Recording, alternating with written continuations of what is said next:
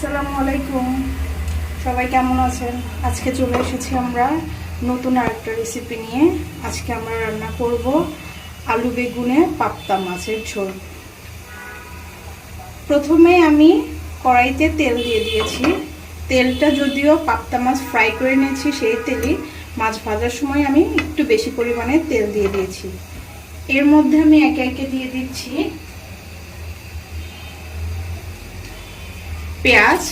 তবে পেঁয়াজটা হালকা ফ্রাই করার জন্য আমি পেঁয়াজটাকে আগে দিয়ে দিচ্ছি, পরে আমি বাকি সব উপকরণ অ্যাড করে নেব।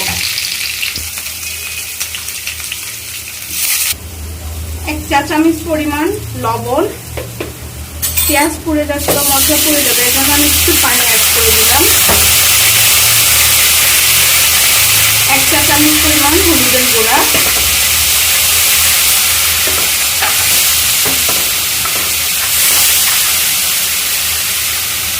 1 চা চামচ পরিমাণ আদা রসুন বাটা,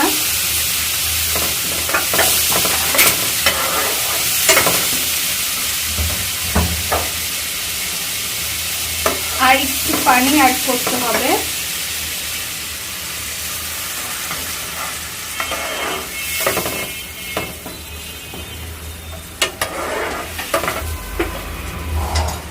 এখন দিয়ে দিব আমরা মরিচের পেস্ট বা মরিচ বাটাটা। এখানে বাটা মরিচটাই ইউজ করতে হবে, কাটা মরিচ না, এবং মরিচের গুঁড়াটাও ইউজ করা যাবে না।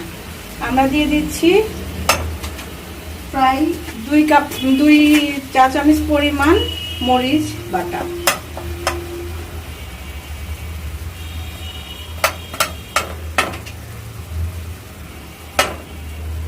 মশলাটার মধ্যে আমি কেটে রাখা বেগুন এবং আলুগুলো দিয়ে দিচ্ছি। একটু নেড়েচেড়ে কষানোর পরে আমরা পানির পরিমাণটা দেখিয়ে পানি দিয়ে ফেলব।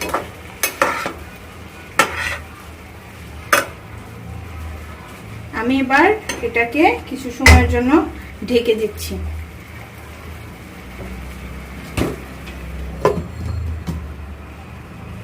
এবার আমরা অ্যাড করে দিচ্ছি একটু পানি, যেটা আলু আর মাছটাকে কষানোর জন্য লাগবে।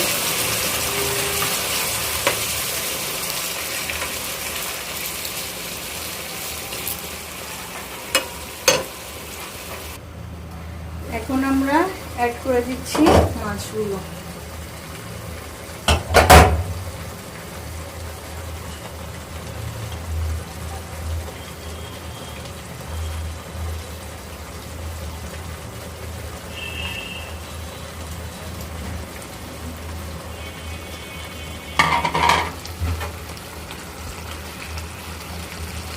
মাছগুলো দেওয়ার পরে আমরা আবার এটাকে সিদ্ধ হওয়ার জন্য ঢেকে দিব।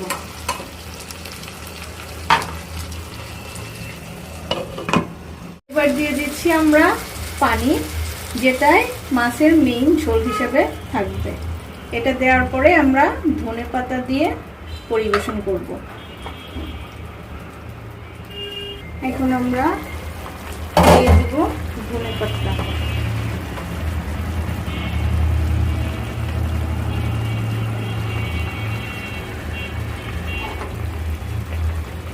এরপরেই গরম গরম ভাতের সাথে সার্ভ করা।